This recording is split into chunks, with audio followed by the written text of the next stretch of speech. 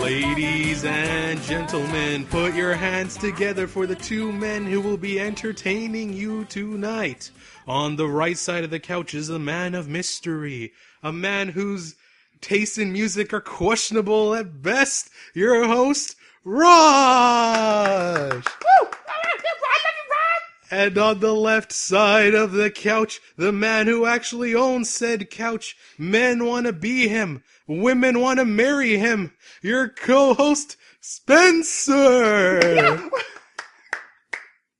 Let's get ready to podcast! What is that? What? I came up with this idea in the shower. Did you? As you were rubbing yourself? Yeah, I was with like, soap? I gotta do this. You actually didn't stumble. I'm proud of you. I had no idea what was happening. Good for you. Are we going to start this normally? We're just going to go for it. No, it's the Okay, intro. we're good. Okay, hey everybody. How's it going? Yeah, I'm doing good. Yeah? Yeah, I'm actually super pumped about next Saturday. Aren't you leaving this Saturday? This Saturday is for Princeton. I'm going up to have some relaxing, chill times. Yeah, have fun with a city or a town of nothing but white people. I'm not going to leave the house. Okay. They have a bunch of food and a hot tub. Like, what else do I need? And a bed. That town is nothing but old people, and teenagers have nothing to do. And there's a Dairy Queen. There's actually a really good Chinese food place there, too. Yeah, you should go there. You're right. It's right by the grocery store. Yeah. Yeah, which is right by everything else because it's so small. It's such a tiny-ass town. But next week is our Revive Pat Anderson night. Saturday. Oh, D&D. it's the first I'm hearing about it. What? Yeah. He told everybody about it. I didn't hear about Oh, so it's this. next week. Okay, good to know. Put it on your schedule. Oh, I gotta make an excuse for my character to either go or not go, and then I talked to Dave about it, and he was like, yeah, like, I thought that she was kind of giving off a weird reaction. He's like, but no one will notice if she kind of covers it up because, you know, she's a girl, if anything. She could have had a moment of freak out and then went back to normal. But just, and Raj said, or Dave said this, he's like, for some reason, whenever I play D&D, there's that one character who decides to be antagonistic to the party. He's like, I don't really understand it, because if all the party worked together, there wouldn't have to be any issues with us moving for the story along. He's like, but if Raj wants to be antagonistic, he can be antagonistic if he wants to, but he's going to have to figure out why he has to come along this party. Yeah, that's what I'm trying to figure out. Maybe you just stop being antagonistic. No, that's not my character, though. She doesn't like you people. He also said, he's like, you know, for the characters like Will and Raj, he's like, I was really hoping that eventually we could, like, stop Eldritch blasting doors and actually try to have fun with the NPCs. And I'm like, yeah, but I doubt it. Like, every time we go into any situation, Raj has, like, shaken his hand with his dice, and I'm like, oh, man. Maybe next town we'll try to, like, negotiate it. I didn't blast anything on the last session. Oh, you didn't? You just got racially profiled. That was 2 sessions ago. What was last? We were in an abandoned town. Nobody was there. I could have Eldritch blasted the druid, but I was like... You weren't even in the building. You pouted outside. Yeah, because I was mad because I forgot what my familiar's name is. Bella. Bella died. That was before Bella died. We hadn't even got to the spiders yet. Wasn't it? No, you just didn't want to... No, Bella didn't die from the spiders. She died from the plants. Just the plants? Yeah. Oh, okay. She got 2 shot. I rolled so bad on her health. Sorry, Bella. Well, we all doubted that you could actually get somebody like that, but you could. So... It's really creepy looking. So I'm excited for next week. Dave says we are going to try to start early and finish the session in that night. Like, he's like, by the end of the night, we want to get you back. So that's what we're going to be trying to do. Which makes, I guess, kind of sense. I'll be playing some random hellfire shooting rookie witch girl and just come up with a reason to come. If anything, you'll get gold or something. I think I'm going to give Delane PTSD. What? Yeah. Okay. What does that do for Delane? She's going to not talk much, be really freaked out, and kind of be shaky around everything. Because of the dragon event? Yeah. Okay. She saw someone die. Yeah, I guess so. She's not a murderer. But she's also like a evil tiefling. I'm not evil. I'm just not all that good. But tieflings are evil. Yeah, but I'm all right. I mean, haven't you seen a bunch of crap already? Like your sister being captured and... No, she wasn't captured. Where's your sister? At home. What? I thought she was a slave, prisoner. No. I bought her back from a slave. When did you do that? In my backstory. Oh, okay. Backstories are powerful things. Yeah, man. She was a slave and I bought her back and that's why I'm in debt. Oh, and you want money. That's why I need money. Well, you could also frame it this way. Pat was one of the only leading money motivations of the whole party, and if you don't get him back, you know for a fact that this party's never going to get any gold. That's a good idea. And then I could just stay the same. Yeah, then you could stay the same, and PTSD would be really difficult to continue forward with. I would forget I had it Yeah. a lot of times. So like if you did it that way, you could be like all soon and be like, well, I'm not really getting him back for him. I just want him and his money getting abilities kind of thing. Okay. That's an idea. Wow, that was a good brainstorm. Yeah.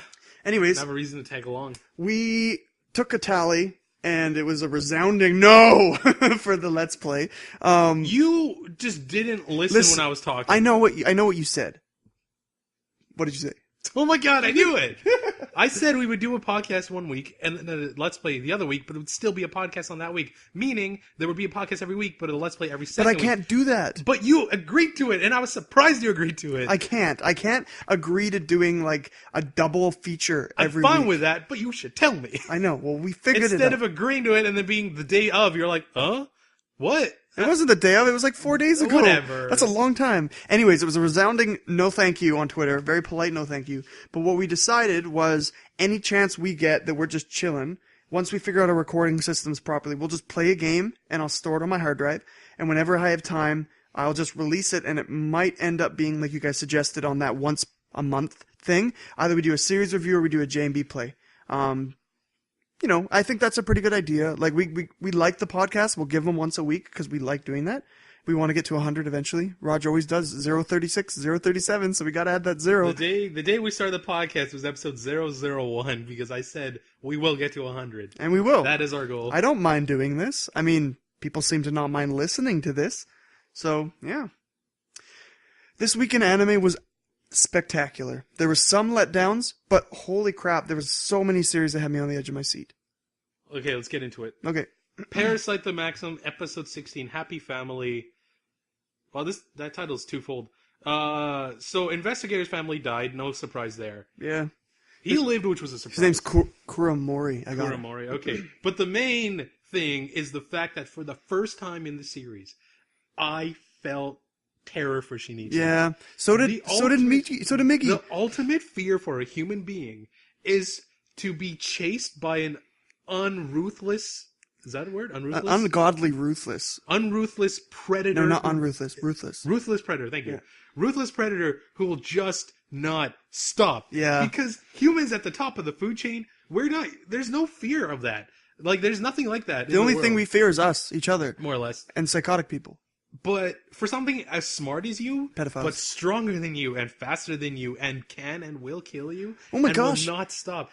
Terrifying. And the weird thing is, I just realized it's like they control the head, they can warp the head, and I never really got this until the guy who isn't Miki. I don't really know what his name is. He was the underwear piano guy. Yeah, underwear piano guy. It's weird that dual personality weird thing. Anyways, so there's 5-ish parasites, and they each are in a limb, which means. I didn't realize this, but yeah, you can control all your limbs now and morph them. I just thought the parasites could always do that, but I realized they can only morph the head. Yeah. But now he has leg abilities to change them into weird spring raptor legs, and arms that have like ridiculous amounts of scythes on them, and then a head that can transform. It's crazy. It's pretty OP. And the fact that he can unify them all so that he controls them fluidly, like Shinichi controls his own body. It's scary, and Shinichi's not going to be able to win, not alone. Well, he did actually manage to win, quote-unquote, with Miki's help. But he beat Miki. Yeah, he beat Miki, and he kind of just owned the other dude. He ran. Yeah, but he ran him into a truck, and then the blood loss allowed him not to come in the 8 to 2 guys. That's pretty, he sacrificed 2 other humans for himself. Look, man. And Miki just pulls out some money out of his arm. What do you mean 2 other humans? 2 humans. Shinichi's not a human. Whatever. It's true. I still consider him a human. You know who I'm annoyed with? And I shouldn't be surprised by now? Murano. It's not her fault. She has no idea about all this stuff. No, I'm not annoyed that she's not there. I'm annoyed that when Shinichi goes to her and he's like trying to reconcile. Oh yeah, he's like, hey guys. And she's like, I don't understand him, and she runs away. But if he has something to do, and she's like, he doesn't like me. Why is he always running away from me? Get over yourself. Yeah, man's busy. She's a girl, man. She's a girl. I don't think all girls are like that. No, not all girls are like that. But I mean, in anime, she's a girl. Yeah. Like, let's just say this. Like, she's like the classic, oh, I love him. Oh, I don't understand him. Oh, I'm going to make me preconceived notions of what he is. So now that Kanna's dead, I'm rooting for Freckles' girl, whose name I don't know. What, the girl who says she's going to take him? Yeah. The one who hasn't done anything to annoy us? I'm rooting for you because I don't hate you yet. Please win.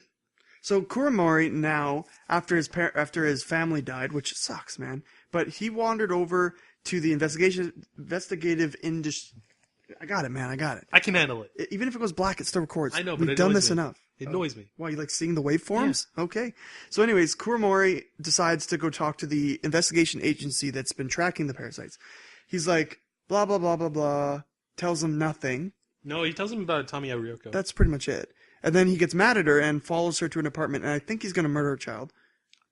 He's going to kidnap the child. I don't know if he's going to murder it. I doubt he will. I think he might murder it. And then now Tamiya is now wandering around getting tracked by her own jealous crew, or... She's going to 1v3 them. They're not jealous. They don't trust her because she said humans will win, and they don't believe that. They think humans are a subspecies compared to them. So... Yeah, but Tamiya's changing. Like, she's...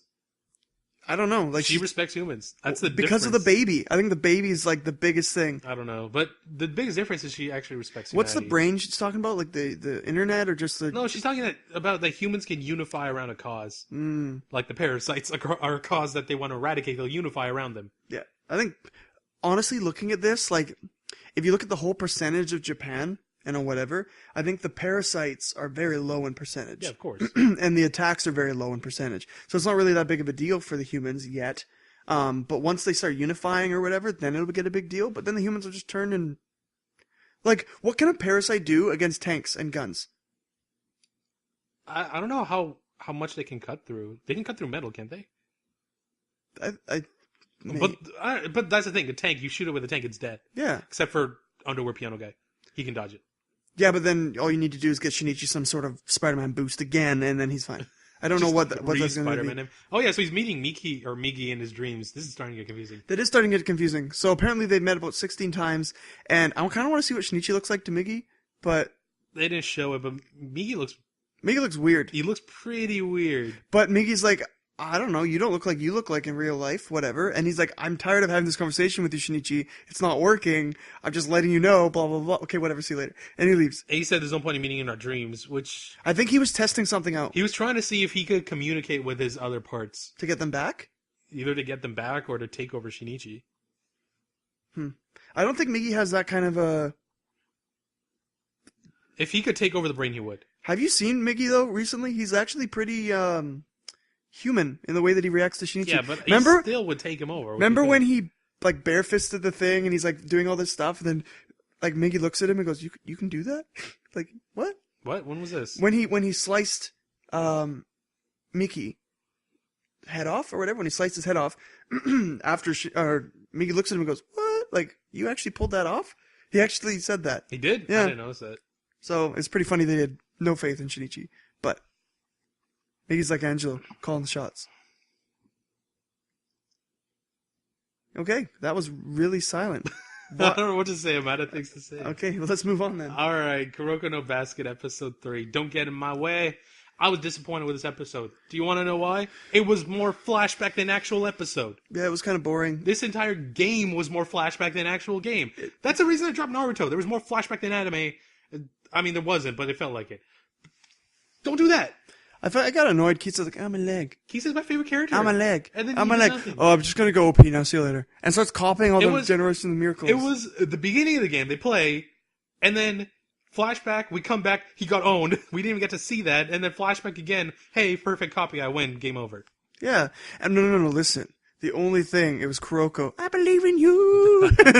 Was that like, did that make him remember that he could do it? Or he's like, okay, I guess I'll win. Okay, I guess I'll keep my promise then. Just for you, Kuroko. When you just, like, they're like, oh, it puts a strain on your body. You're losing. Who cares? Just do it. Yeah. And he can only do it for 5 minutes. It's very nice. It's 4 minutes and 30 5 minutes per game. Copy? Per game. Okay. And, I guess that makes sense, but he's in the last 5 minutes. How handy is that? Yeah, that's pretty handy. And then how do you can't just copy someone's ability to shoot a 3-point from the other side. But he did. Oh my gosh. And then Murisaki Bara's skill doesn't really make sense. It's because it's a stupid skill. How do you copy his height? I'm so intimidating. You know what I mean? Yeah. And like they kind of said it. Oh, you can't really copy their powers, but you got to be good sense and blah blah blah. So I'm just waiting for him to copy Kuroko. I just want to see what And Akashi fights like. Yeah, it's next. That's this episode. I thought he might go into the zone, but he was close. He was close. He's saving it for I wanted Kagami. those yellow lightning bolts. It makes sense because, they want two zones to clash against each other, and whatever his name is the douchebag Shogo. He isn't going to do it. No. Since he doesn't love basketball or whatever. You know what? What? This was a terrible arc. This mini arc of 2 episodes. It sucked. Is it over? Yeah. Oh, it's a mini arc? I'm just calling it that. This game was awful. I'm disappointed. Me too. I can't wait for actual games, I don't know, that are important to me, I guess. This was important to me. I like I want to see see Serene, right? That's what it's called? Yeah. It's been a while. Serene Serene fighting another Miracles school. Generation of Miracles school. Well, we gotta go through the Kashi fight first, which I'm really looking forward to. I want to see how he plays basketball. I don't know what it is, but I feel like it's something to do with predicting the future. What? I'm probably totally wrong. I mean, we have jumping, okay? We have shooting. We have copying other people who are good at those things. Okay. We have passing. And we have... And invisibility.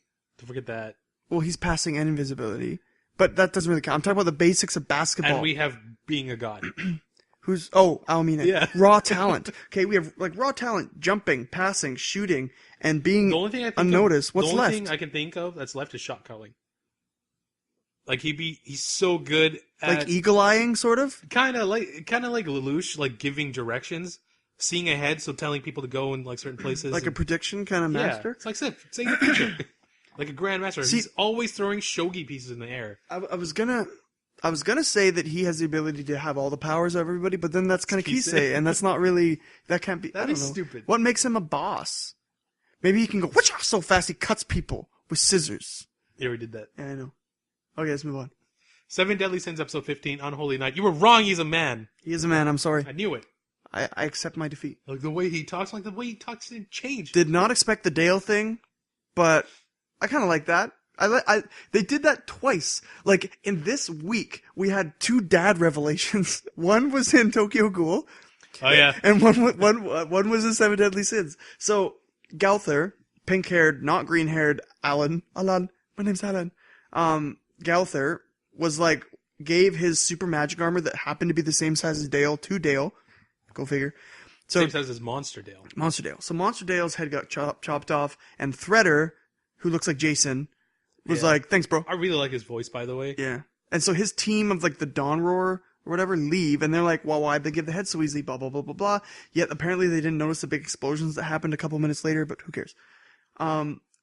This episode was interesting. They're all trying to fight Dale, and it's not really working, and 2 interesting things for me, or I guess Yeah. 3. We learned about Meliodas' backstory. He had a lover, wife, fiance, whatever. Gave him the sword, which is, I guess, his super weapon. is it his super I weapon? think it is. It's the one in the OP. We got to see Gauther's power, which is like illusion-based arrows, which is really cool. I like it. And most importantly, all of the new generation are going to turn into freaking monsters eventually. Maybe. Dale was a long time ago.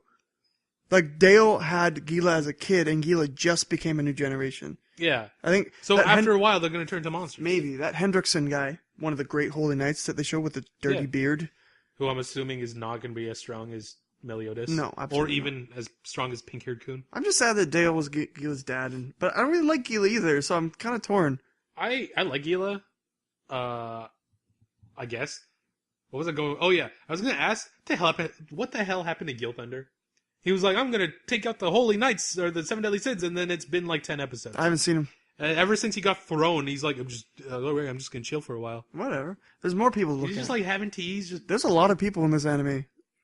I mean, and it doesn't look like it's going to be ending anytime soon. Veronica's dead. Griamore is probably still mourning. Hauser's doing God knows what. Yeah, but Hauser is friends with El Thunder, whatever his name Gil is. Thunder. Yeah. Who's Elaine? Elaine is the girl that Bon loves. Brother of King. Right. Sister of King. Sister of King. Didn't know Bon was a homo. So now... Speaking of which, he lost his shirt again. Yeah, he did. Still the best running gag in the It's series. because his whole upper torso got blown off. Yeah, that's the best thing about Bon. So Bon, he's pretty much like, what's his name? Deadpool, sort of. I guess. He has the same kind of feel. So Elizabeth looks exactly like Elizabeth? Meliodas' is. Elizabeth. Yeah, she looks exactly like whatever the... Her name's Elizabeth. Oh, what's it? Yeah, it's Elizabeth. Really? Yeah. Oh my god, she's a reincarnation. Yeah, Elizabeth. Okay, so Elizabeth looks exactly like Elizabeth, with just her hair is slightly longer. And white. She actually shows one eye instead of two. It's the only real difference. You know, I really hope that this Deadly Sins thing goes as long as, like, other shonens are going. Because it seems like it'd be really interesting. I'd love to continue it. Even though, honestly, I think it's going a little fast. I know there's 7, but we already have 4, 5 of them now. It's not like Luffy's party, where he can continue getting more. Luffy's almost at his limit, but I don't want it to be like One Piece where you get one every 600 goddamn episodes. Why not? It's annoying. It's like, just get your freaking whatever's left. So we're at a point where... I'm pretty sure Jinbei's going to join his crew at one point. I haven't read. I don't know. The Elizabeth tossing the sword thing felt kind of shoehorned, but whatever. So Elizabeth, Meliodas, Meliodas like... Elizabeth what? Elizabeth throwing the sword in. Oh, absolutely. That was completely unnecessary in this episode. It was like, what? And him not wanting to kill Dale. I don't know why. So Meliodas is like, I feel like this is a turning point. I'm like, shut up. We all know it is. It's true. Like, the OP just changed. You have your sword. Yeah. I mean, the sword was in the OP. I mean, now, like, you're going to be OP. Just give Bond some nunchucks now. Yes, he has a whip. Where'd he get that? It was on the ground. Oh. They were like, there's a whip and a sword. And they're like, let's grab it. And they grab their stuff. I don't know. It was a good episode, though. Wasn't one of the best ones of this week, but it was good. Oh boy. Tokyo Ghoul Route A episode 4, Deeper Layers. Okay. Plot-wise, you had an issue with this episode plot-wise and animation-wise. I disagree with the plot. I think it was fine. Plot-wise, I said was great. Like, did you? Character development was good. I just had there was some shoehorned things that felt... I disagree with that. But my god, did this go Gurren Lagann episode 4 on What us. was the action? What the hell? Did you run out of budget? Yeah. Did you blow it all in the first episode? It's like Kaneki walked everywhere for one. Every time that any character got into battle, it was like this like frame by frame slow motion. It was so slow. bad. The battle between Kaneki and that guy was so bad. I thought it was bad with Ayato and that other dude, and then when it got to Kaneki, it was awesome. Like he's like land, up, down, dodge. It was like, oh, buddy, like these action scenes are horrible. I feel like I have the goddamn Sharingan. Everything's moving in slow motion. It was really bad. Like this, I appreciated the episode. I don't know. Like the thing about the dad and the suit of armor. I guess that makes sense. But I don't think that was ever said in the manga. So I actually think that's really cool. What the hell is that? Don't worry about it. I actually think that's really cool since that plot was kind of dropped in the manga. Yeah. So him being turned into armor. Yeah, That sucks. Yeah. My dad left me when I was a kid. Turns out your dad was killed and turned to a suit of armor, which is now trying to murder you. That's rough, buddy. I feel for you. Meanwhile, why is this guy trying to kill Kaneki? I have 2 ideas, both of which I think are retarded. He either hates Rize and wants to kill him because he smells like her, or he loves Rize and thinks that Kaneki killed her and now wants to kill her. Both are absolutely stupid, and I don't like him. He just got out of prison. Why is he attacking somebody? I know, he's like, I'm out of prison. Maybe I should go eat something. Or maybe take a dump. I don't know. Something other than trying to kill the man who saved you. I think I'd want a burger. Like, immediately. You want to go for burgers after this? No, not really. Oh. Anyways, Tokyo Ghoul Route A, Deeper Layers, meh. Like, it was I can't even say it was good for action, because it wasn't good. It was absolutely not. It was good for story. It was trash. The story-wise, it was great. They're invading this, got to see super Kuro, prison. We know that Kuro and Shiro know, creepy guy Suzuya. Juzo. Stitch's girl. See, I wrote it down. It's not a girl, it's a guy. Whatever. Oh, So yeah, Kuro and Shiro know him. That's been revealed. Kaneki is going through something that I thought really they would save for a while, his transformation. Well, that was weird. It's a transformation. It's supposed to happen. It's his equivalent of Super Saiyan, I guess. But it really messes with him. And there's a lot of build up to it in the manga, and the fact that they haven't built up to it at all is kind of weird. But we're on episode 4. Technically, there's only 8 episodes left. But I mean, getting punched in the face, and then whatever. Yeah. No. Okay. This is my problem. Is that. This is why I felt bad. All of a sudden, Kaneki's on his knees, and he's like, he lays everything bare. All his motivations. Yeah, that was so stupid. After he lost a fight. Yeah, he's like, oh, my whole purpose for being in Aogiri is because I want to protect the Antiki people. And you were right about that. Yeah, and then he's like, I want to explain it. I'm going to Toka, I love you, and everybody, and like, oh, my face. And then it was over. And I was like, what? Like, me and you were making predictions. We were having fun guessing. All of a sudden, you just drops it on her plate like fast Here's food. all of it. Yeah, I'm like, oh man, that's why I was so frustrated. That and the stupid fight scenes, so bad. I don't want to say why he transformed, because I don't know if they're going to reveal it or not. So I hope they tell you why next week or something, so I can talk about it, because it's really Are interesting. you kidding me? Of course they're gonna just dump it out on us next week. You know, when you guys were talking on like Skype and you're like, oh, I'm so excited for Tokyo Ghoul. I'm not excited about Tokyo Ghoul. I was before this episode. I was like, yeah. Have you realized that nothing's happened in 4 episodes? What do you mean nothing's happened? He's broken What's out a bunch of people happened? in jail. Toko went to college. They cleaned up and take. Suzuya got a new weapon. Raj, Amon visited a grave. nothing has happened at all. I am so disappointed. You're right. Like, nothing. Oh, man. Even the guy that they broke out of the car just got wrecked. Oh, jeez. He'll live. He's fine. He'll live, but I like him. he's a good guy. He's like Nicky or something. He takes the blows for his friends. He does. And then he's like, it hurts, and then he punches people. He's like, my stomach hurts, and he kicks her in the stomach. This so far, Tokyo Ghoul has not been a good series so far. I mean, season 1 was good. Yeah, because they base it off of the source material. I'm worried. I am really worried. Usually, at times like this, we would fall back and say, at least the action was good. We can't. But you took that away from us. You don't do that. No. Actions are bread and butter. You don't take It's that true. from At us. least it looked good. It didn't look good. It didn't. Oh, jeez. Okay. Oops. Also, how do you cough blood so hard that a mask that is zipped up flies off your face? Just How does that work? He's got some impressive lung capacity. Maybe he was a singer. He was in a play, you know? Oh, he was. Aldnoah Lead Zero, character. episode 15, Toll for the Brain. Stupid. Okay, so Aldnoah Zero was amazing. So Slane, once again, lived up to his name. He pulled a Slane. Okay, you know what? Okay, how do I explain this? If you're watching Akatsuki no Yona, you can kind of understand what we're talking about.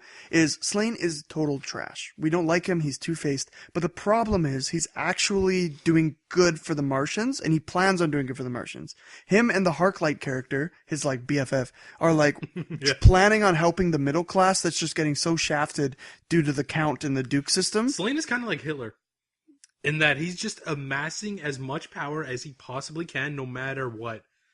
And he doesn't care who gets in his way. He'll kill whoever he wants as long as he gets more power. That's what happened. As soon as he gets the opportunity to become a count, he kills the guy who's in his way. Now, do you think that Slane is going to do what he did to Zasbomb in the idea of, like, Inoho? Because Inoho actually was protecting the princess, and Slane should know that. And now that Slane's proven that he's not a mental case and that he can actually rationalize morality a little bit and, like, killed Zasbomb, actually, that was pretty cool how that happened. I didn't expect he's like, I guess I can't see that far ahead, so he's like shooting. Didn't expect that. It's good. How did Inoho hit him? I was confused. He projected how long the bullets would take to circle around the Earth. Then he shot them 2 rounds and said, and remember when it's like, oh, I guess. No, not that. How did Inoho hit him after he got out of the asteroids? Inoho completely expected him to dodge. We expected him to dodge, and Slane didn't dodge. He did, but he got hit. Like you said, even if you see it, you can't particularly dodge it if you're not fast enough. I don't know. Slane was just like, I don't care. Yeah, maybe it's all part of his plan. Maybe, like, he got hit just so Zasbomb would step in, tell him to... Well, he said he wanted it to be a trap for Inoho, so maybe he got hit so Inoho would get confused and then the thing would rain down on him. Yeah, so it wasn't... But then he didn't even help Zasbomb, so it kind of was like... And it was very opportunistic that he became a son and then a count right afterwards. Yeah, it's pretty fast. Yeah. Pretty fast upgrade for Slane. So, Inoho has confirmed that the princess is alive, or he thinks. Dorito's girl doesn't actually have any loyalty to the Martians, like we thought. All she likes is Princess Lenny's. Yeah, that's or Salem. Salem. That's why she's just hanging out there, and she's a really bad liar. Oh, really bad liar. No. No. I don't have any friends. What are we talking about? What's Earth? Oh my gosh. Well, she's like the only child in this whole thing. Yeah. How did she even get there? I'm pretty sure that I'd want it to go the way of Slane and Inoho having a fight to the death. I don't think it's going to go that way. I think it's going to go more of a, spoiler, Naruto way, where they have a fight to the death and then they stop, and then maybe they team up and go fight someone else. I think it's going to be more like that. Probably when they're going to fight and the princess is going to wake up from the fighting and she'll be like, no, and then they're going to stop. Then they're going to go fight the Super Martians. And then... Yeah, there's going to be... My whole idea of how this thing's going to end is that there's going to be a third party. The Aldnoah people are going to come and then start fighting. Either that or some other of the Orbital Knights are going to, like, gang up and just try to murder Slane because they hate him. Most people hate Slane at this point. Mm-hmm. But I'm beginning to not hate Slane as much, which is interesting. Oh, I still hate his guts. Mm-hmm. I can't like this guy. But it was a good episode. I'm just really appreciating the CGI. Yeah. How it's not bad. It's improved. It's definitely that's improved. It was such a bad part of the first season. What's the guy whose name who just died? Zazbam? Zazbam? His mech is the most Japanese-looking mech in that show. Have you know? I'm like, that's a goddamn samurai. I'm looking at a samurai right now. That's a samurai moon thing on the. Yeah, I'm like, aren't you Martian? But it just got blown up, so it doesn't matter. I guess. Speaking of things that we don't like, Log Horizon, episode 16, The Midday Vampire. Welcome to episode 2 of the C-Team. We had a conversation, and we were like, Log Horizon, at its best, is when we have the A-Team, okay? And that's Shiroe and Naotsuku, okay? And all those people who are like, were the main original cast. You know, the ones who were there at the beginning of the apocalypse? Yep. Like, those people. Awesome. OP. Do things for the world, change the world, make inventions. I love you. The B team is all the, no offense, the women, you know. That we don't care about. The maidens of Water Maple. Oh my gosh. Which we don't particularly care about, but we can stand. Because they're all connected to the ones we care about, right?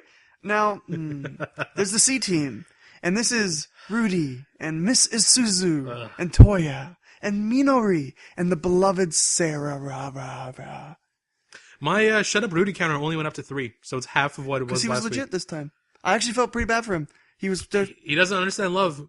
And he doesn't understand music, and so he can't join everybody else on stage.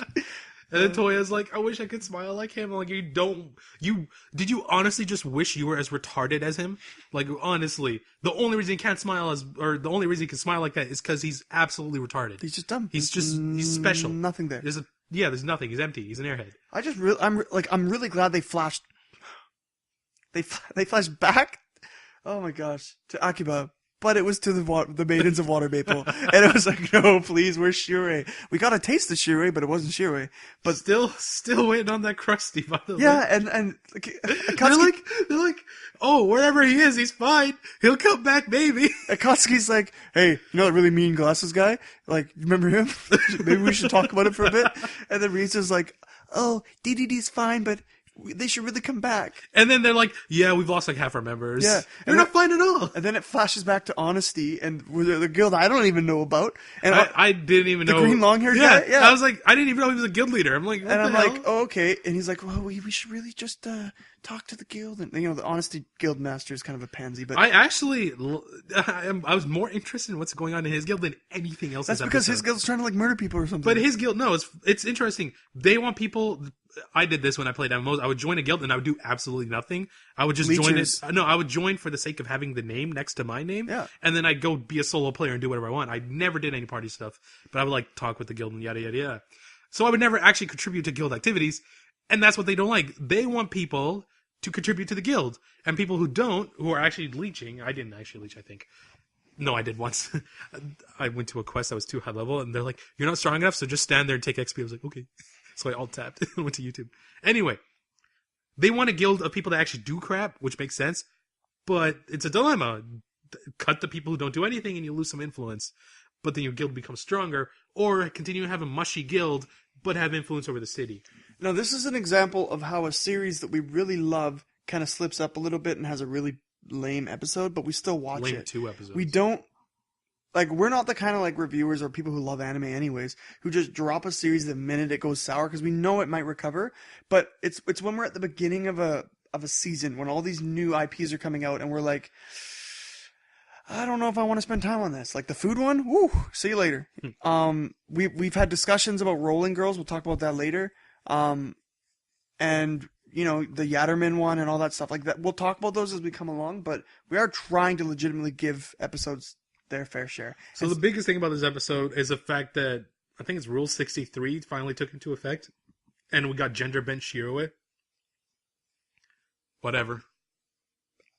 And she can't stand the sun. It's great. It looks just like Shiroe except has boobs and pointy teeth. Has a similar staff. Okay. Moe. Whatever, dude. Okay, do her. Absolutely useless. Durarara episode 3, adding insult to injury. The first episode of Durarara I've ever actually legitimately enjoyed from beginning to end. It was so good. I loved it. Like I don't know why you said Twitter was blowing up with hate. It was 15. I've watched 15 episodes of Durarara, I think, and I've only liked one of them. But I really like this episode. It was cool. I like the fact that this idol who we never met before is a goddamn serial killer and has super strength. Yeah, and then the combination between Ruri and the Kasuga being Shizuo's brother, the monster guy. Which one's Ruri? Ruri is the Hollywood. Oh. Yeah, so Ruri and Kasuga get together. I mean, they're meant to be together. I really like Kasuga. Yeah. I mean, I wanted more of him in the first season. I don't know if there ever was after I dropped it. Yeah, there was. Okay. Well, I'm glad that he actually got to talk. Yeah. And he's interesting. And I like how his personality is just an inverse of his brother's because he doesn't want to be like his brother. Mm-hmm. Even though he respects his brother. So I think he went into like complete... He went way back into his shell because Shizuo was so nuts. And you know what? Who's to say that Kasuga doesn't have a power similar to Shizuo's in that he cannot actually show emotions? He might. Who knows? Yeah. So anyways, there's Ruri and Kasuga, and them getting together, these two high-profile people, just cause a huge... This is why I love Durarara, because all the characters are so funny. This makes sense, too. And there's a huge wave that these two are, like, dating, and they kissed in the car and all that stuff. And it's so funny, because the Saburo, the driver, I didn't even realize this, but this is the same Ruri that he's been constantly listening to the whole time he's been driving, and his cell phone, and he's like crying. Yeah, and he's crying in his car because he can't get together with him. That part of the episode actually made me burst out laughing, just because like it was a normal conversation, and they cut. And I'm like, why is it a newspaper? And I see droplets of tears. And I just laughed so hard. So he's crying, and then we go to the crazy girl. What's her name? Which one? We got two of them. Mairu. So Mairu is the glasses otaku sister, and the Kurure is the quiet gym. Kururi is the quiet gym clothes. So the Mairu girl gets so pissed because this is the Ruri she's been talking about forever, and it's just funny how they she wanted Kazuka, not Ruri. No, Ruri. She wants Ruri. No, she wants Kazuka. No, she wants Ruri. I thought she said she wants Kazuka. No, I'm 100% sure she wants Ruri. We'll have to rewatch and see. Okay. Anyway, she wants one of them, anyways, to quell the argument. But it's just, and those two girls are the highlight of the series. They're so... Oh, they're my favorite characters. Mm-hmm. I absolutely love them. So in the last episode, these two girls... By the way, them making out, oh baby. Oh, wow. Okay. So hello. Anyways, these last two episodes, the last episode, they brought Chris, or whatever his name is, to the Russian sushi. And can I just say, despite, in general, not liking the series, Simon is great. Simon is great. Let's be friends, no fighting. 100%. So apparently they were together in a Russian gang back in the day, and Shinra goes from one to the other. And it's funny because they were both the people who were fighting and get knocked away by Shizuo. The irony is real. It's great. So Shinra goes, whoa, I love you, Ruri, free of charge. Can you sign this for Celti? Always thinking of Celti. Good guy, Shinra. Gets called away, super pissed, goes to this guy, costs them $200,000, which the Mairu and Kururi cover. With his own money. That's Celti's money that paid for it. Oh, it is Celti's money? So he's made nothing. He didn't make anything. And Celti just lost $200,000 of her million. So, she sells $800K, but whatever. So that's pretty funny. They move along. Now the girls make out with each other or whatever. Oh, baby. Move on to the guys who are currently... And this is so weird because you don't realize we're flashed back until... Yeah, that was the thing when he was like walking home. I'm like, this looks really familiar. So I was like, are you serious? Yeah. This entire episode was a flashback? But it's not like a stupid Kuroko flashback. It's a good flashback. It didn't... I'm not a fan of this type of storytelling, but it didn't annoy me because the entire episode was a flashback and we didn't jump around a lot. Then we're kind of syncing up. So now we're at the point where everyone knows that Ruri and Kasuga got together. So the two girls, Mairu and Kururi, get kind of assaulted by the gang looking for Celti, and they get saved by Kyohei, Erika, and Walker, like the otaku couple. Remember their names? Well, they're right there. Oh. Low hat, girl otaku, and guy otaku. What do they call him, like Donchin or something? Dodachin. So his name's like, I don't know. So Dodachin, Erika, and Walker. So they're all chatting. They kind of help her out, even though they don't need help at all, because they do have ridiculous skills. Plus they're... Dodachin did a headbutt. Yeah. His hat. Yeah. So Isaya just doesn't even care. He's just like... He doesn't like his sisters. No, he doesn't. I wouldn't. They're weird, man. They're together. Celti whips by. Weird is my fetish. Running away, I don't know. And then Shinra is now... We warp back to Shinra, and we get to Haruya, who is the mob boss guy who walked into his apartment. You're trying your absolute best to... Haruya. So I tried to find all these people, and I did okay. So he's in a cocoon. Turns out they weren't there for Celti. They were there for Ruri. Yes, but they also weren't there to hurt Shinra, because Shinra's really respected in the community. And he's just like, listen, help me out here. Yeah, can you get me out of here? I can't leave this cocoon. And then it ended, I think. That was the end of the episode. It was good. Like, I really love this story. This is the only reason I love Durarara as much as I do, is because the story, and I want to watch Baccano with you, and I think we're going to review Baccano. Apparently Baccano is like this, but even more convoluted. And it's awesome. Have you seen it? Yeah, of course I did. Like, I watched Durarara and Baccano very similarly. I watched Baccano first, then Durarara, which is why I was so excited by the appearance of the two in the crowd. Anyways, we might do a series review on Baccano. It's kind of interesting, but anyways. I want to say, this entire episode was a 10 while I was going, until what? Forehead Kun showed up. And as soon as his stupid face came on my screen, the episode dropped to a 9. Oh, and that was good. When did he appear? He had like a 10-second scene where he's just standing with the big boob dumbass and his little kohai, and the kohai's like, "Can I go out with the senpai?" And he's like, yeah. Dollars aren't that scary after all. I hate you. So what happened there was that when those guys came up and said, "Just because we're not wearing yellow scarves," that was the whole warehouse battle thing that you never watched at the end of season 1. I figured that much. I figured as much. It sounds pretty obvious. Okay. Oh, that means we're gonna get more for Hariku next episode. Ugh. Your Lie in April, episode 15, Liar. Okay, so let's not talk about the end yet. Let's focus on most of the episode, which was the Tsubaki story.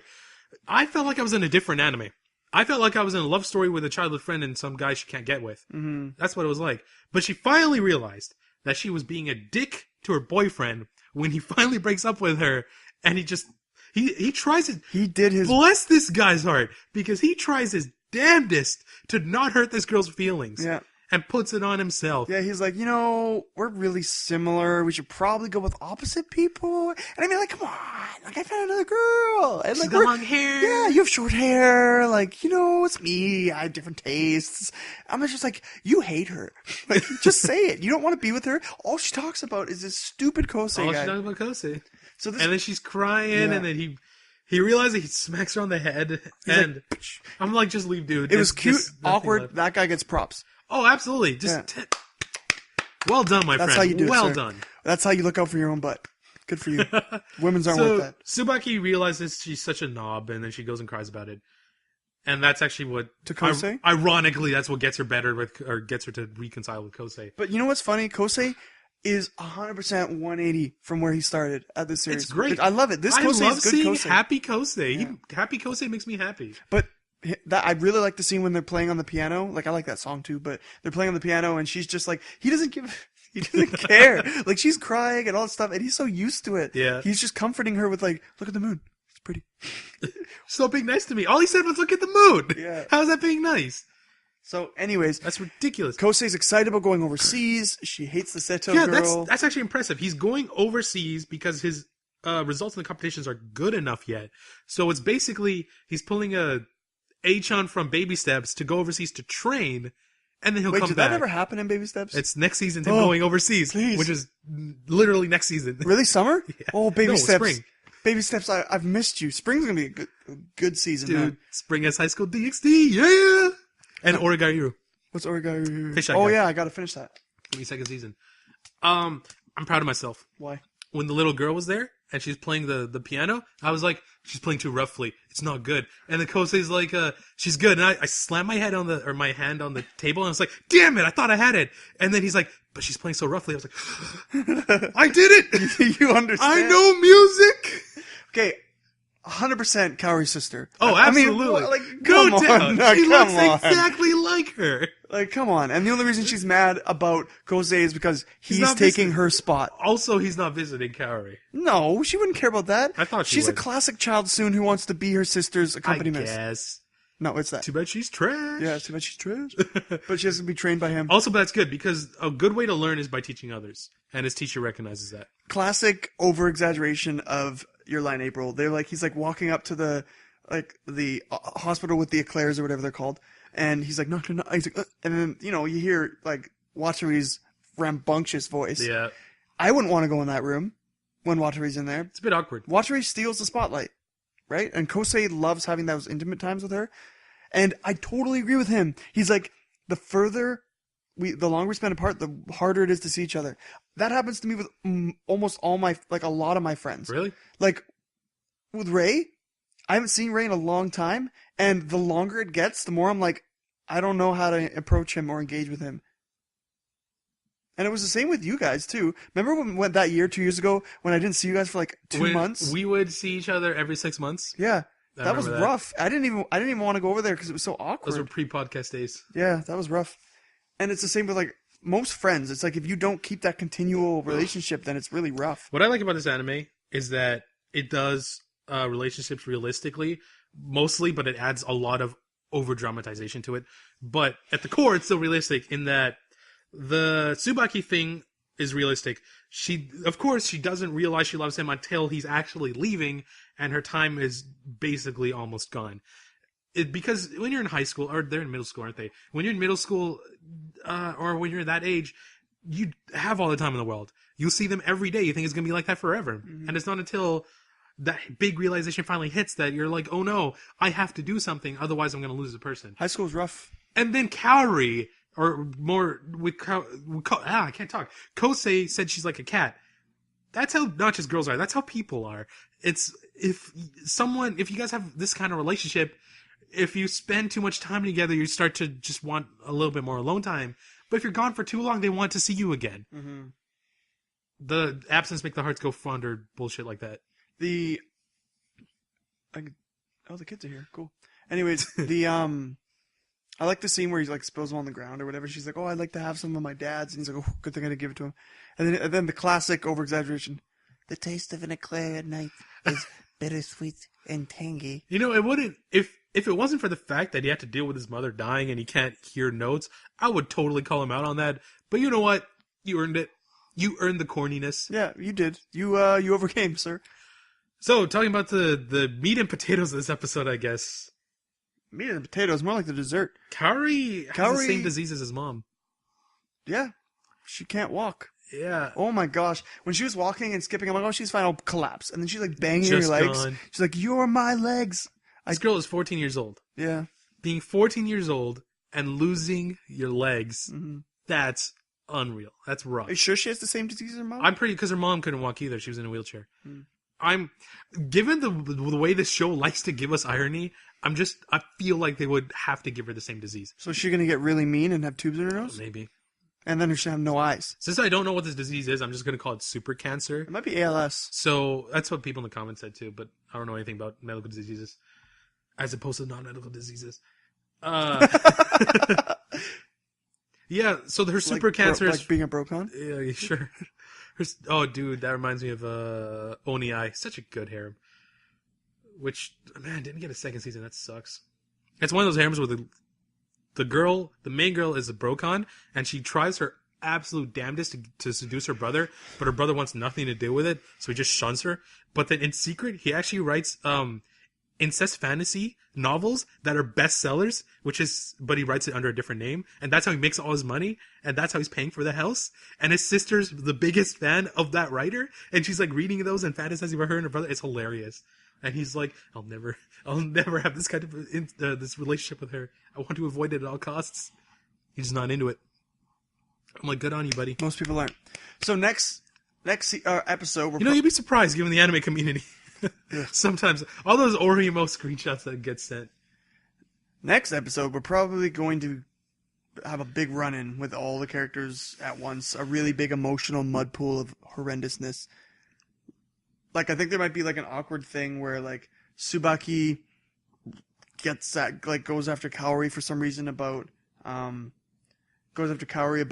feelings, and then Kaori's like, ha ha ha. And Kosei is going to be like, oh, I'm totally fine, and just run into like a blind boy into the situation and just blow up and all that jazz. Kaori said, and I've actually said these words to myself, she said, take the plunge to herself. Just go for it. And I expected her to confess right then and there, but she didn't. Mm-mm. So, still waiting for that plunge, Kaori. Akatsuki no Yona, episode 16, War Games. So we were right about I like the Suwon. OP now, by the way.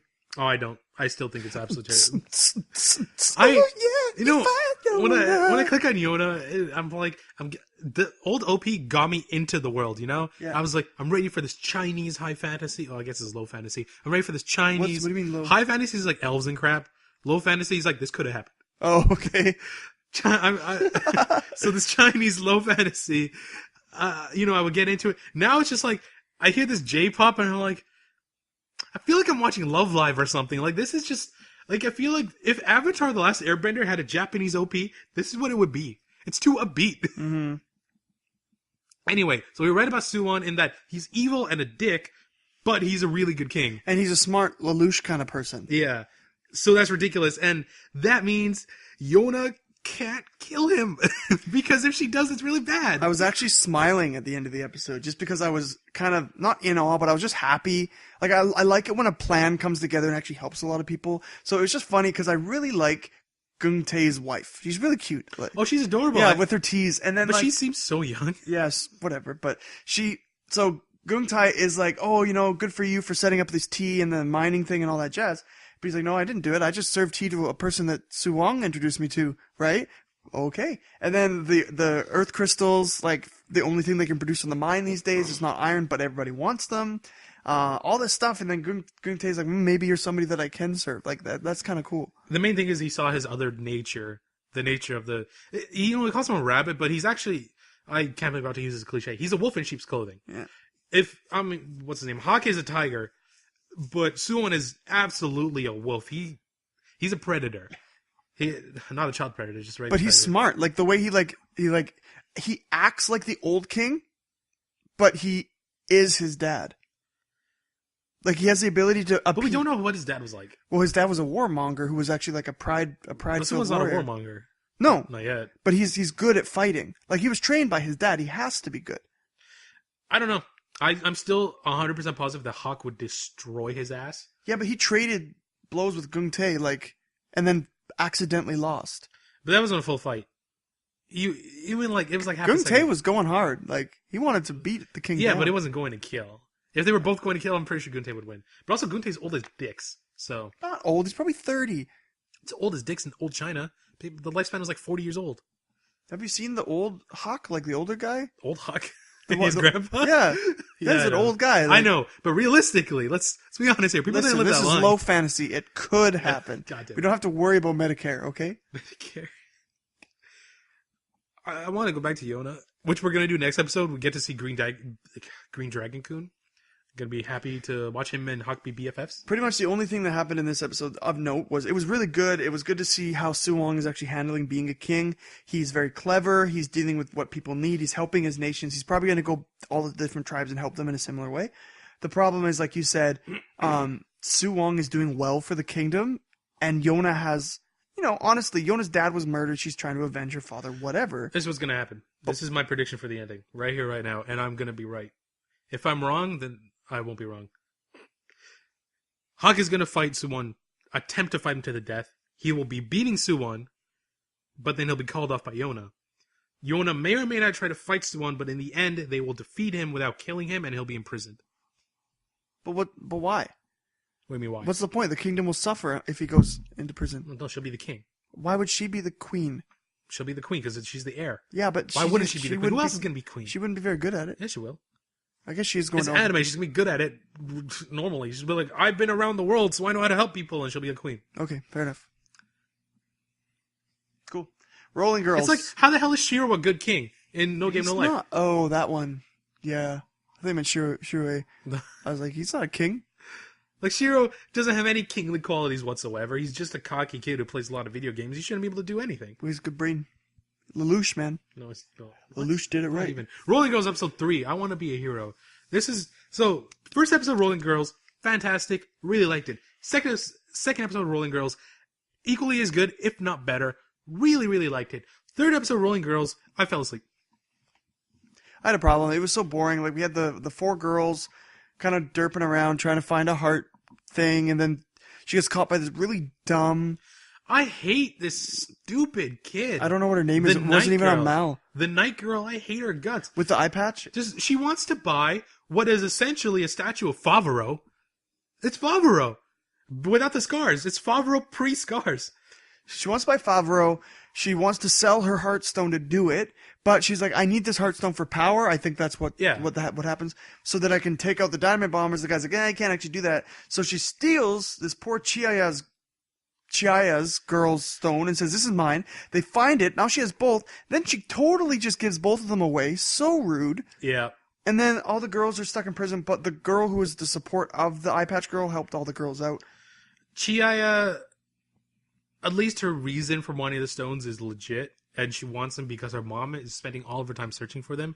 So if she gathers the stones and gives them to her mother will finally pay attention to her, and that's depressing as all hell. Mm-hmm. I mean, Nozomi's doing whatever she wants just because she wants to help out. She wants to be a hero. The Hikari girl, I think that's what her name is. Ai-chan Hikari is the bikini girl. She just kind of in for the ride, and then the sleepy blue-haired girl. She's there for the adventure. Yukina is just there because she's joined Nozomi's crew. Yeah. Sort of.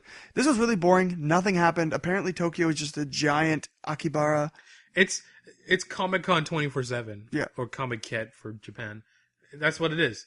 And, I mean, I guess that's cool, but we didn't do anything with it. Anyways, moving on. Nozomi sucks. Yeah. She's a crappy character. We'll watch next episode, but if we don't cover next week, don't hate us. Assassination Classroom, Episode 3, Karma Time. So this was a really good episode. I really liked it.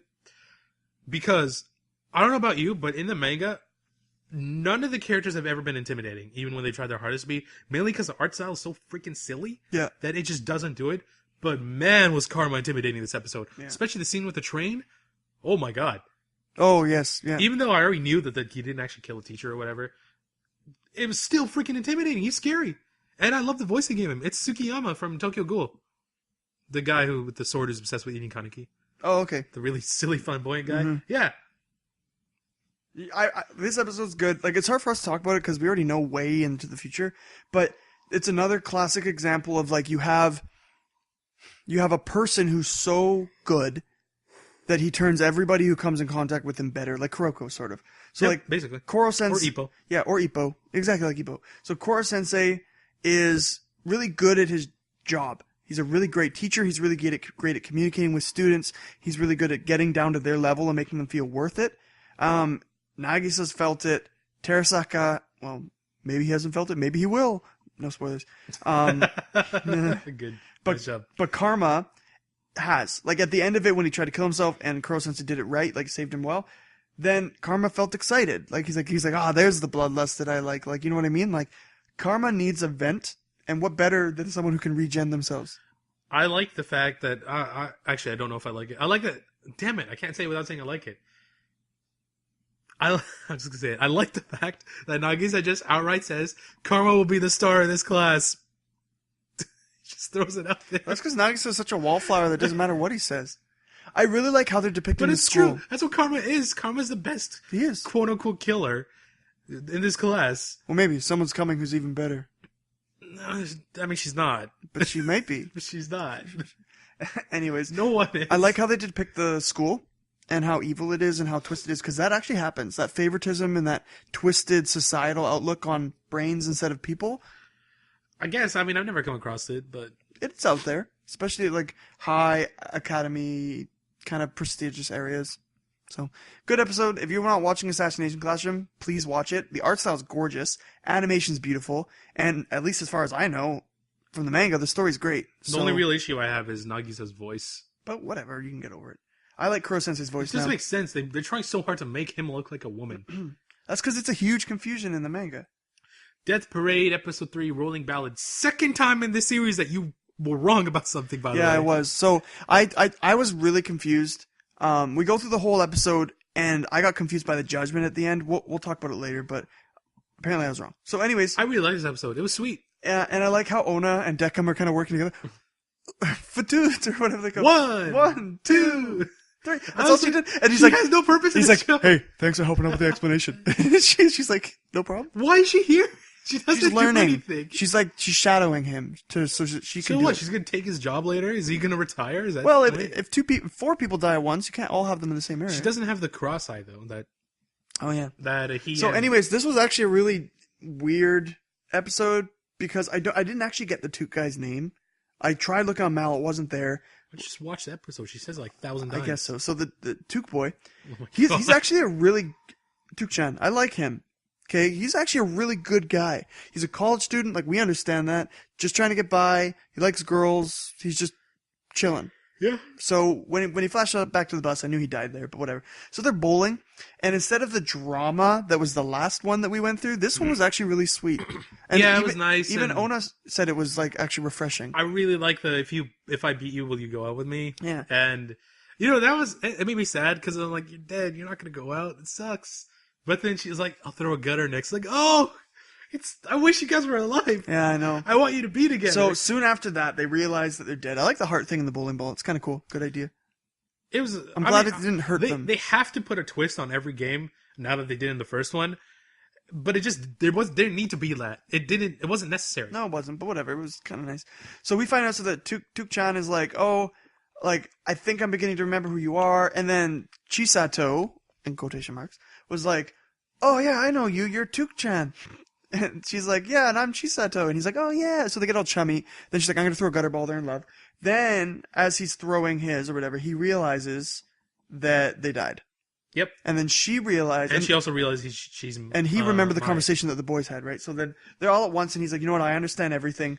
He doesn't say anything, though. He doesn't care. Doesn't care. And he's like, because I think he liked her, actually. He likes her for who she is, not So then not what she looks he like. asks for time for the date after the fact, and he's like, yeah, 5 minutes. And everyone's like, what? And he's like, it was a joke. Dick is a boss. So anyways, it was a joke. So he goes on, and she tries to explain to she's mine. He goes, you know what, it doesn't matter. I already know everything. Did I not say that? So they have a cute date. Then they both go to the elevators, and then they both get sent. Now, what my confusion was I looked at it, and I'm like, the left one's death, or hell, and the top one's reincarnation. I was like, what?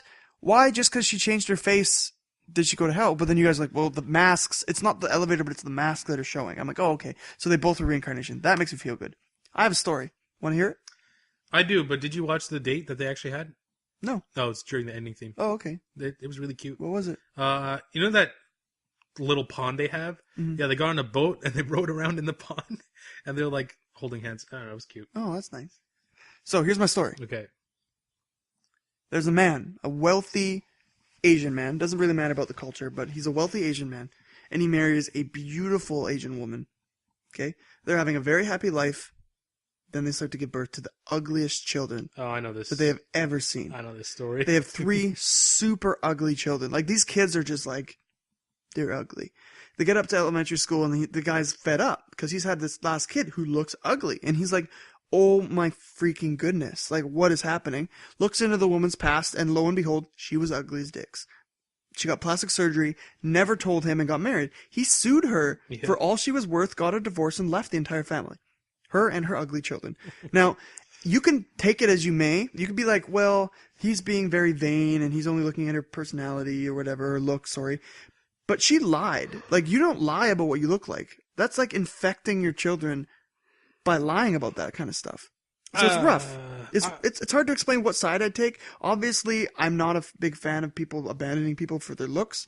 He should just stick with it and choose what the... I think you should tell someone you've had plastic surgery if you're going to marry them. Mm-hmm. Don't agree with divorcing them, though. That's not really nice. And it's not really a lie if you never tell them. I mean, if it is, then makeup's a lie, and that's too. kind of why I thought, like, when I thought that the girl was going to hell, I thought, well, maybe that's the reason, because she lied about that, but I didn't think it was, like, a sin enough to go down to hell or whatever. Do you watch the Tokyo Ghoul ending theme? The ED? Not really. First of all, it's significantly better than OP. I really like it. I listen to the OP all the time. I really like the Every music. single ED tells a story. Oh, it does. Yeah. Oh, yes. It's fantastic. The one last episode showed Akira from being a kid getting into CCG. That was nice. The one before that showed the guy who's obsessed with Jason, how he met Jason, how they became friends, and how he like served him and stuff. That was nice. The last one showed Kaneki going to Aogiri, which I don't know why, because we watched that. But I really like it, and I really like the ED. It's so good. Mm-hmm. I guess I'll have to watch the ED now. I've tried, and I am getting into the habit of just letting the episodes play through, because there's always stuff at the ending. Yoru no Yatterman. Oh, let me try that again. Yoru no Yatterman, episode 3. We're not angels, but we pretend to be. Okay, so we're going to be dropping this from the podcast. Done with this Raj series. is done with the series. I'm not done with the series, but I'm not going to be talking about it. It's sort of going to be like a Shirobako. Bored of it. I think it's nice. I like the adventure. I like the characters. This episode was actually really nice with the blind girl, Arouet and Galina, and how they kind of built the costumes. I'm actually excited to see where that goes. Very Team Rocket-y feel. I like it. I'm continuing with it, but we're not going to be talking on the podcast. I only like one character in this anime. Boyaki. Because he builds things. Mm-hmm. And that's the only reason I like him. Okay. That's pretty much all we're going to say. We're not going to actually talk about the episode? It happened. I mean, the clothes were burned, the blind girl's blind, and her parents were killed by the Yatterman. Turns out the Yatterman are evil. Who would have guessed? They killed a house, they built a giant exploding TNT, which explodes, they got new costumes, and then they flew into the air like Team Rocket, and then like Team Rocket, their invention broke in midair. I like that. That reminded me of one of the Pokemon movies that happened in one of them. It's funny. Good. I don't know. I think it's really funny, and I like the characters, and I think it's really cute. I absolutely despise Doronjo. I hate her. She's super cute in terms of art. She's great in that respect. As a character, I hate her guts, and I don't want to watch her ever again. Yeah, that's all I got to say about that. She annoys me. Cool. Going to something that does annoy me. Saekano Episode 3. Retake the series. I really like this series. It's really good, right? It's really good. I really like Kato after this episode. She's so cute. Mm-hmm. So, Kato is funny. She's so deadpan, and she's perfect for Tomoya, sorry. And that she's just like, oh, that's nice. Like, she's so down to earth. Compared to the other two, the Utaha and the Ariri, or whatever her name is. Like, I really like her character. I think she's really cute. I also really like Utaha now as well, actually. I don't like Ariri. She's so classic Soon, it hurts. I like her because she's Soon. I really like that archetype. But Utaha's so mature, and she's added nothing to the story thus far. Yeah. I like her otaku look, I guess. It's a nice contrast. The track suit and glasses. And the fingerless gloves. So otaku. So good. Oh, man. Fingerless gloves. The most useless thing in the world. What are you doing making 18+ drawings in my room? Yeah, isn't this bad? Isn't this dangerous? So it was a good conversation. It was really funny. I liked how she came over, then she hid. Then Utaha came, but totally knew she was there, but didn't say anything about it. Didn't call them out. And I like that those two characters taught Kato how to be a moe heroine. Like, that was a really cute flashback. Yeah, I don't know. I like, how do I put this? I like the part where Tomoya calls Kanto and says, just have fun on your vacation, don't worry about me, when really he wants the opposite. And that, it twinges her, and that makes her want to help him. It just shows that they really care about each other, and that I'm pretty sure she's fallen for him. And I think he's fallen for her. I'm excited for when the cousin comes, and then that red hair girl comes. I just want to see the antics of everyone together. Yeah, I don't know who the red hair is. I'm looking forward to seeing her. I like how when Kato falls asleep, he's like, at least sleep on the protagonist's shoulders, and they kick him. At least they're unified in his desire to choose them, I guess. There's not too much to say about this episode. He just lounged around a lot, and it was a lot of procrastination. It was funny. It was actually my university life in a nutshell. Yeah, pretty much. It's just like, I'm going to write this paper, but everything else is so much more interesting right now. The thing about university is that it's like, it's one amazing fact in my life was that it was the inspirer of me to do random crap. Like, I would have homework to do, and I'd be like, I really want to play an emulator, or I want to play a video game of something that I own legally. Anyways, I really... Okay, Spencer, they have no proof. Yeah, they have no proof. You can't find me. So I wanted to play a game from my childhood past acquired by legal means and play through it, even though I don't really want to play it. But I'll play it because it's better than writing a paper. Then when I'm only working, the things that I want to do consist of League of Legends, Smash Brothers, anime, and sleep. That's pretty much it. Did you see the update for Smash? 15 new maps? What? Yeah, 15 new maps coming out for Smash. Really? As DLC. Free DLC. When? I don't know. Oh, I have to search that out. Eventually. That's sweet. That's good. Yeah. Like, you can't say anything bad about Nintendo's DLC package. Yet. When they give out stuff like this, even if Mewtwo costs money, who cares? Let them make money. If Mewtwo costs like $20, I'm gonna be pissed. It's not going to be $20. It has to be less than $5. But let them come out. Let Nintendo make money. Why not? Yeah, no, I'm okay. I would be okay with paying paying money for the Nintendo maps. is the one company that cannot fail in the video game industry. That's a lie. I'm not saying that they cannot. Absolutely can. I'm not saying remember the Virtual Boy, Spencer. I'm not saying they cannot fail. I'm saying they cannot fail.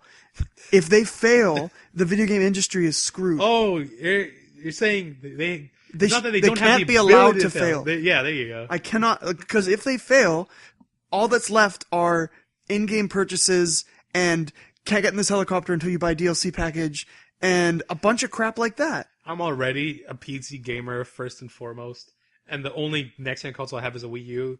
And until Final Fantasy 15 comes out, I have no plans of buying a console. We will marathon Final Fantasy 15 together. Will we? I don't know. It's a long game. I want to go into Ray's house and burn Tales of Xillia 2. Do you still have my PS3, by the way? Yeah, Is it still here? It's in my garage. It's been like... What's in your because there's no room here. It's been like 8 months. Do you want it back? Not really. Yeah, I know. I have Ray's PS3 in my house. It's not like Ray's going to use his PS3 either. Oh my god. Okay, so we are done covering our This anime. is the shortest podcast in a long time. It's because we were very efficient. Oh, jeez. You want to talk about your corner? You know what? I'll do it. I didn't want to, but I'll do it. Absolute Duo. They brought back the teacher after one episode. Oh, good thing I didn't go back. So stupid. Anyway, they brought her back because they're like, it doesn't matter if she kills you, if you get stronger. They're like, the headmaster, who's of course a lolly, says, it doesn't matter what methods I use as long as you people get stronger or if you die. So get stronger. They want to achieve the absolute duo, which is the strongest duo. New girl gets introduced. She's also an irregular. And I guess I should explain this to you because you don't know what it means. All people in this, all blaze holders, blaze is a weapon. It's like they're, it's a Shinigami has a sword. It's a sword, except for the main character. His is a shield.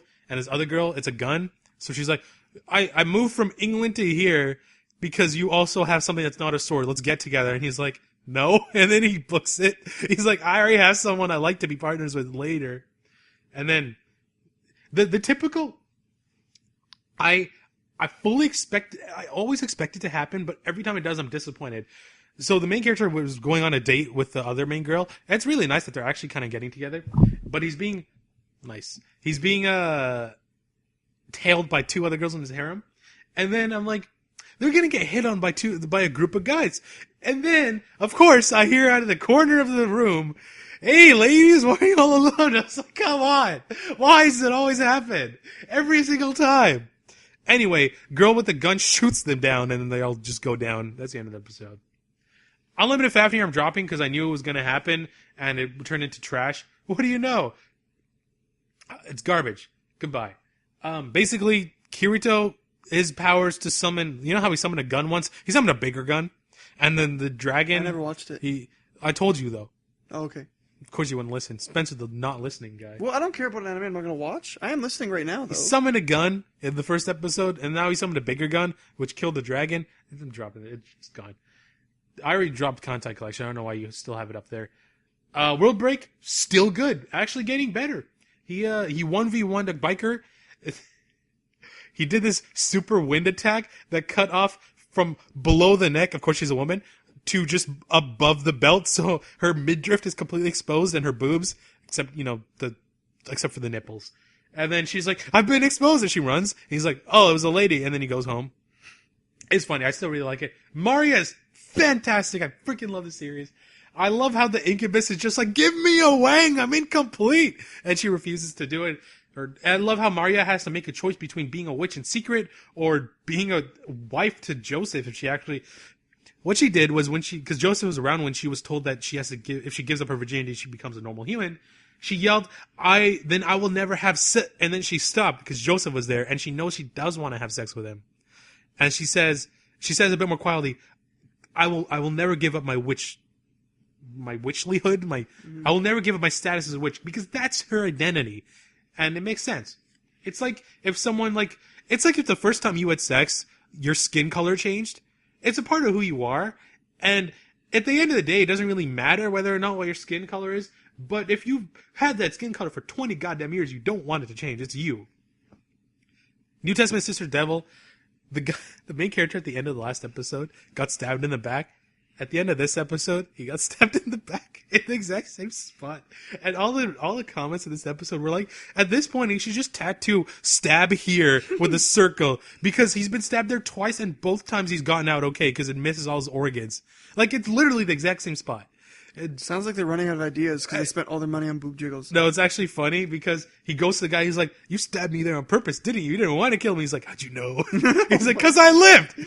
You could have killed me." Oh my gosh. It's pretty funny. I really like it. He has his ultimate technique, which is called banishment zone or some crap, which is like a black hole, but he learned to control it. Yeah, it's typical. You know what it does? This is something that any anime can do that makes me like it instantly. It's when it does minimal knight armor. And what I mean by that is you have some pieces of knightly armor, like he has gauntlets, right? But that's it. And I think that looks cool. Another girl has gauntlets, the things on her legs too, I guess you call them boots, and she has a cape. That's cool. I like armor that's not full armor. I think it's called greaves, Sure. actually. I like armor that's not full armor, but at the same time isn't totally exposing you. You know what I mean? Mm-hmm. Like her torso has nothing on it, and his torso has nothing on it, but it still looks awesome. It's just something little that makes me really like anime. All right, I filled up 10 more minutes. The podcast is slightly longer. There you go, buddy. Honestly, so yeah, I mean, we'd love to still get recommendations of horror genre games that we could try to play together, or any kind of game that would be fun that you'd like to hear our reactions with. Maybe a stupid childhood game, maybe like an N64 game from our past that we'd require legally. All this stuff. Anything. I'd like to play. Actually, you know what would be really fun? If we played Bomberman 64 together. It's a one-player game. No, not the multiplayer. Oh, yeah. That'd be pretty fun, I think. Some really cheesy multiplayer game that we can 1v1. You know what's pretty funny? Destruction Derby for N64. It's completely garbage. You like pick a car and you drive around and try to wreck each other's cars by running into them, and there's like legit damage, and like it's pretty funny. If we could figure out a good recording system, it'd actually be pretty sweet. For an N64. What are you talking about? Yeah, it's pretty simple to run through my old. I actually have an N64 here and a bunch of games. Don't worry about it, guys. I actually do own 2 N64s. Cool. Actually, no, I only own one now. Combined, we should be able to record it. So how's life? Life's pretty good. I don't, like, Janelle is off at 4, so I have 3 hours. It's not like I have to rush out after the podcast, which is really nice. And Do you not have work? Or are you working no, late? I don't work today. Oh. I don't work until Monday. I'm off to Princeton all the way till Sunday. Don't worry about it. I have to write a paper. Yeah? I don't. Another paper? Yeah. I just wrote one 2 days ago, and I have to write another one. School sucks, man. I am so happy that I don't have school. You know what? The paper I had to write, the last one, was for my film class, and it was review a movie, but you have to identify any references it makes to other media, and you have to say what purpose they have. So I'm like, I want to do an animated movie, and I really like The Girl Who Left Through Time. So IMDb has a page that's called Connections that has every reference to anything the movie makes. I go to The Girl Who Left Through Time, it had one. It had one reference. And I was like, I can't choose this. I just can't choose this. It has one reference. How do I write an entire paper over this? So I chose something that I knew was riddled with references, the Angry Video Game Nerd movie, which is my backup. So I had a really hard time sticking to the word count. I didn't. I went way over. But it was a decent written essay, if I say so myself. Well, usually somebody writes an essay that says it's great. Was it peer-reviewed? No, it was Raj reviewed. Raj reviewed. Microsoft Sam reviewed. Actually, it's whatever the Apple's version of Microsoft Sam is. It's a good trick I learned. Was where I'll highlight my essay and then I'll have it read it to me, because then I'll be able to pick up parts that sound weird. But it's really annoying having to listen to a robot read my essay to me, because it's just like, read faster. Why are you so slow? Can't you turn up the speed on that kind of No, thing? you can't. It just starts. It's Apple. You can't do anything. Yes, you can. No, you can't. It's like start or stop. That's it. Okay. It just works. Except it does it. Okay, you ready? You know what else I hate about my Mac? You're not ready. Skype. Apple Skype sucks. Let me tell you why. It doesn't shut up. It has to make a sound for every little thing it You does. could turn it off. Go to preferences. Toggle sounds. Yeah, but I want to hear when it's calling me. Oh my gosh. I don't want all sounds. There's probably an ability to checkmark different sounds. Maybe. I haven't looked. You know what also sucks? Windows 8 Skype. Even worse. Even worse. It's the worst. Freaking worst. I went to Windows 8 just to call you guys because Skype wasn't working that one time, and it was like, it was like, what was this garbage? It's so bad. I would rather use Skype on my Windows 8 phone. You know what's so bad about Skype on Windows 8 phone? You can't log out. You legitimately cannot log out of it. So if someone calls me, I get the call on my computer and my phone. And if I pick it up on my computer, it doesn't stop the call on my phone. It still rings. It's poorly designed. With Apple, like, you can get a call on both your Mac and your phone or whatever. If you pick it up on either, it cancels the call. Yeah, but I think it was an early build that, I don't know. Regardless, I uninstalled it once that happened. I'm like, I can't deal with this anymore. Also, when people see me on Skype, they message me a lot, and I don't have Skype on all the time, but because it wouldn't log me out on my phone, I would keep getting messages. I'm like, I don't want to talk to you people. I've just given up. Ask me if you're online. Whenever, like, I'm ready to play League, I just call you on Skype, and you pick up. Yeah. You go, what? And I'm like, you ready to play? And either you say yes or you say no, and then I hang up. I either say, to you I say, what? To Angelo I say, what do you want? I'm just rude. Rude to you people.